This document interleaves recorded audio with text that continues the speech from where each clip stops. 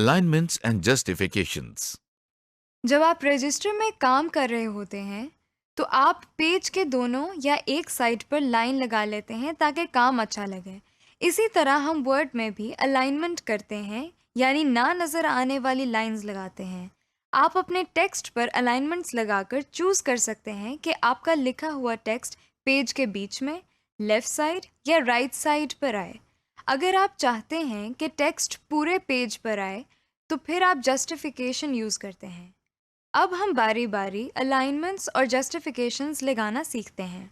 Alignments लगाने के लिए अगर पहले से टेक्स्ट टाइप किया हुआ हो तो हम उसे सेलेक्ट करते हैं, वरना जहां पर टाइप करना हो वहां पर ब्लिंकिंग लाइन ले आते हैं। फिर हम होम टैब के पैराग्राफ मेन्यू में लेफ्ट अलाइन, सेंटर या राइट अलाइन के बटन्स पर क्लिक करते हैं। जब हम वर्ड खोलते हैं तो लेफ्ट अलाइन बाय डिफॉल्ट हुआ होता है। राइट मार्जिन के साथ टाइप करने के लिए राइट अलाइन इस्तेमाल होता है। अगर टेक्स्ट सेंटर में टाइप करना हो तो उसके लिए हम सेंटर के बटन पर क्लिक करते हैं। लेफ्ट अलाइन दोबारा इस्तेमाल करने के लिए हम लेफ्ट अलाइन के बटन पर क्लिक करते हैं। टेक्स्ट को जस्टिफाई करने के लिए हम टेक्स्ट को सिलेक्ट करके जस्टिफाई के बटन पर क्लिक करते हैं। टेक्स्ट को जस्टिफाई करने से वो पूरे स्क्रीन पर आ जाता है, यानी दोनों मार्जिन्स के साथ सेट होता है। अगर कोई वर्ड पूरा ना आ रहा हो तो वो अगली लाइन में चला जाता है और उस लाइन के लफ्जों के बीच में स्पेस बढ़ जाती है। हाइपरलिंक्स।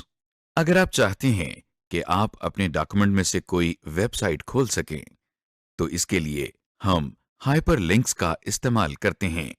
आप जब भी हाइपरलिंक्स लगाते हैं तो वो नीले रंग में लिखे जाते हैं, जैसा कि आप स्क्रीन पर देख सकते हैं।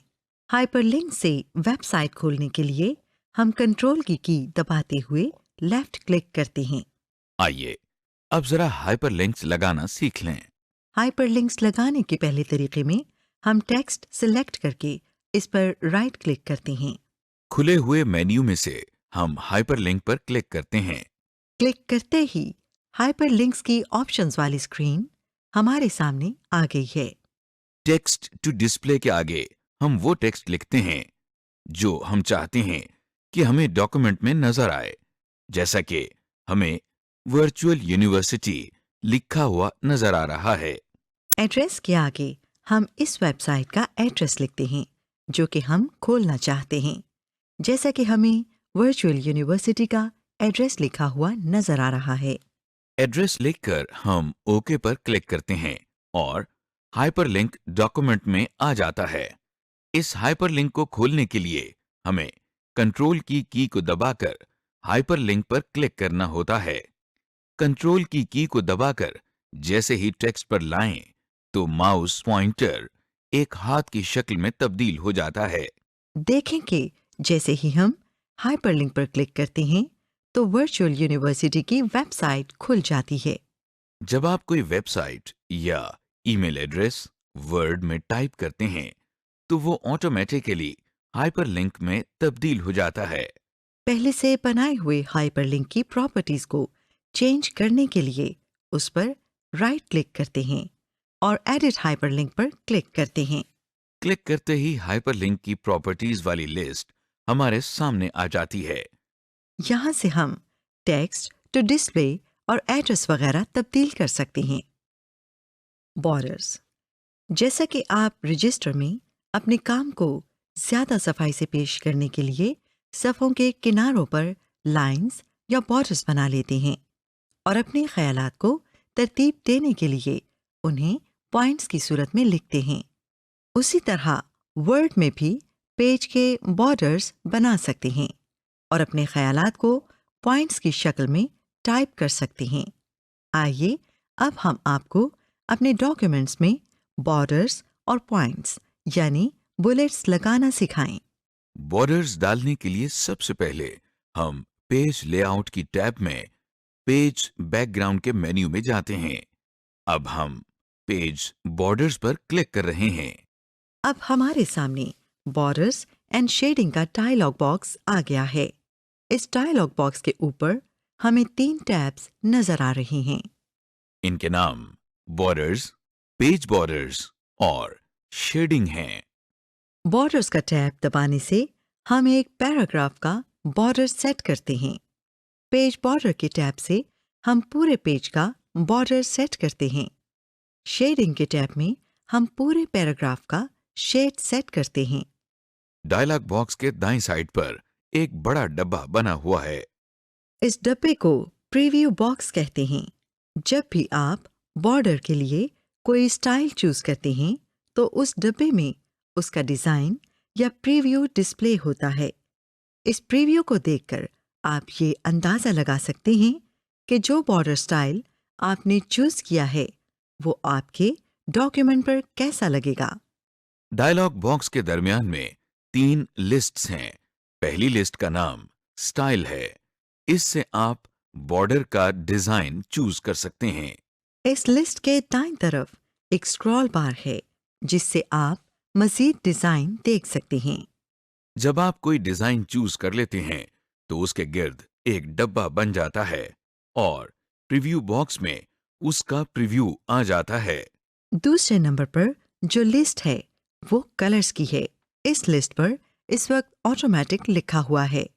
अगर हमने कोई कलर सेलेक्ट करना हो तो हम लिस्ट के दाईं तरफ जो तीर या एरो का निशान बना हुआ है उस पर क्लिक करते हैं।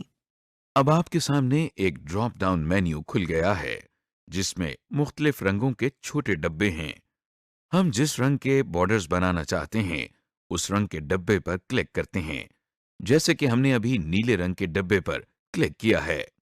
देखिए कि प्रीव्यू बॉक्स में बॉर्डर का रंग अब नीला हो गया है। डायलॉग बॉक्स के दरमियान में जो तीसरी और आखिरी लिस्ट है वो विड्थ या मोटाई की है। इस लिस्ट के दाईं तरफ बने हुए तीर या एरो पर क्लिक करने से आपके सामने एक डब्बा खुल जाता है जिसमें मुख्तलिफ मोटाई की लाइंस बनी हुई हैं। इनमें सबसे पतली लाइन की मोटाई 1/4 पॉइंट्स है, जबकि सबसे मोटी लाइन की मोटाई 6 पॉइंट्स है।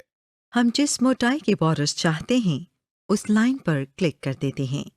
प्रीव्यू बॉक्स में अब बॉर्डर्स की मोटाई उतनी सेट हो गई है जितनी हमने सिलेक्ट की थी। बॉर्डर्स का स्टाइल, कलर और विड्थ सेट करके हम ओके के बटन पर क्लिक करते हैं। हमारे पैराग्राफ का अब बॉर्डर सेट हो गया है। Inserting bullets. आइए अब हम आपको अपने डॉक्यूमेंट्स में बुलेट्स डालना सिखाएं। इस तरीके में हम होम टैब में पैराग्राफ के मेन्यू में बुलेट्स के बटन पर क्लिक करते हैं। देखिए कि डॉक्यूमेंट में जिस जगह पर ब्लिंकिंग लाइन है वहां एक बुलेट बन गया है। बुलेट्स के मुख्तलिफ डिजाइन्स डालने के लिए हम बुलेट्स के साथ बने हुए छोटे से तीर पर क्लिक करते हैं। ड्रॉप डाउन लिस्ट से अब हमारे सामने बुलेट्स की लिस्ट खुल गई है। जिस डिजाइन के बुलेट्स हम इस्तेमाल करना चाहते हैं उस पर हम क्लिक कर देते हैं और फिर वो बुलेट्स लग जाती हैं। हमारे सामने अब स्क्रीन पर एक बुलेट बना हुआ है। उसके आगे कुछ टेक्स्ट टाइप करने के बाद जब हम एंटर की दबाते हैं तो अगली लाइन पर एक और बुलेट आ जाता है। इसी तरह हम अपने सारे टेक्स्ट को बुलेट्स की शक्ल में लिख सकते हैं। अगर आप चाहते हैं कि अब अगली लाइन पर बुलेट न बने तो एंटर की 2 दफा दबाएं। बुलेट्स की तरह नंबरिंग भी आपकी टेक्स्ट को तरतीब देने के काम आती है। नंबरिंग करने के 2 तरीके हैं। पहले तरीके में हम नंबर 1 टाइप करके उसके आगे फुल स्टॉप या ब्रैकेट टाइप करते हैं। दूसरे तरीके में हम होम टैब के पैराग्राफ मेन्यू में नंबरिंग के बटन पर क्लिक करते हैं। देखिए कि ब्लिंकिंग लाइन से पहले अब 1 लिखा हुआ नजर आ रहा है। नंबरिंग करने के तीसरे तरीके में हम पहले पैराग्राफ मेन्यू में नंबरिंग के साथ बने हुए एरो पर क्लिक करते हैं। हमारे सामने नंबरिंग करने के मुख्तलिफ स्टाइल आ गए हैं। हम इनमें से अपनी पसंद का स्टाइल चूज करते हैं। समरी। इस लेसन में हमने सीखा टेक्स्ट का फॉन्ट तब्दील करने का तरीका, टेक्स्ट को बोल्ड, अंडरलाइन या इटैलिक में लिखने का तरीका, टेक्स्ट का कलर चेंज करना, हाइपरलिंक और टेक्स्ट में बुलेट्स या नंबर्स इंसर्ट करने का तरीका। टेम्पलेट्स। अगर हम टेम्पलेट के जरिए कोई नया डॉक्यूमेंट बनाना चाहें तो सबसे पहले हम एक नया डॉक्यूमेंट ओपन करते हैं। देखिए, एक टास्क पैन खुल गई है। टास्क पैन एक ऐसी विंडो को कहते हैं जो आपको कोई काम करने के लिए एक्स्ट्रा ऑप्शंस फराहम करती हो। इस टास्क पैन में कई ऑप्शंस हैं। ऊपर वाले हिस्से में वो टेम्पलेट्स हैं जो MS वर्ड में पहले से बने हुए मौजूद हैं और आप इन टेम्पलेट्स को इस्तेमाल कर सकते हैं। इधर हम सैंपल टेम्पलेट्स पर क्लिक करते हैं। अब हमारे सामने टेम्पलेट्स की बहुत सारी ऑप्शंस आ गई हैं। जैसा कि आप देख रहे हैं, इनमें लेटर्स, फैक्सेस और रेज्यूमेस के टेम्पलेट्स हैं। स्क्रीन के दाईं तरफ एक डब्बा बना हुआ है। टेम्पलेट्स की स्क्रीन पर बना हुआ प्रीव्यू का डब्बा आपको ये दिखाता है कि आपने जो टेम्पलेट्स सिलेक्ट की है उसका फॉर्मेट क्या है। इस टास्क पैन के नीचे वाले हिस्से में वो टेम्पलेट्स हैं जो हम इंटरनेट के जरिए MS ऑफिस की वेबसाइट से डाउनलोड कर सकते हैं। ये टेम्पलेट्स मुख्तलिफ डॉक्यूमेंट्स तैयार करने में काम आते हैं।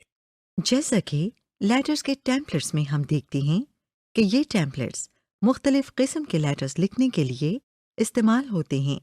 मुख्तलिफ टेम्पलेट्स पर क्लिक करके आप उनके फॉर्मेट्स भी देख सकते हैं। इसके अलावा कार्ड्स के टेम्पलेट्स आते हैं। इनमें मुख्तलिफ किस्म के invitations, post cards, happy birthday या हैप्पी न्यू ईयर के हवाले से हर तरह के कार्ड्स के टेम्पलेट्स मौजूद हैं। टास्क पैन के ऊपर और नीचे वाले हिस्से के दरमियान दाईं तरफ हम देख सकते हैं कि एक एरो के साथ जगह बनी हुई है। हमें इन तमाम टेम्पलेट्स के अलावा अगर मज़ीद टेम्पलेट्स चाहिए हों तो हम इस खाली जगह पर टाइप करके सर्च कर सकते हैं। अक्सर हम अपने आप को या दोस्तों को कोई बात याद रखवाने के लिए एक छोटा सा नोट लिख लेते हैं। ऐसे नोट को मेमो कहते हैं। अगर हमें मेमो लिखने के लिए टेम्पलेट दरकार हो तो हम सर्च करने के लिए मेमो टाइप कर रहे हैं और इस तीर के निशान पर क्लिक कर रहे हैं। ये देखें, हमारे पास मेमो के बहुत सारे टेम्पलेट्स आ गए हैं। इस स्क्रीन पर मुख्तलिफ स्टाइल्स के टेम्पलेट्स मौजूद हैं जो कि फ़र्क सिचुएशंस में इस्तेमाल होते हैं। जैसा कि अगर आपने अपने किसी दोस्त को मेमो भेजना है तो आप एक बेतकल्लुफ़ स्टाइल अपनाना चाहेंगे, जैसे कि कंटेम्प्रेरी मेमो का स्टाइल है। लेकिन अगर आपको ऑफिस में मेमो भेजना है तो आप प्रोफेशनल मेमो इस्तेमाल करेंगे।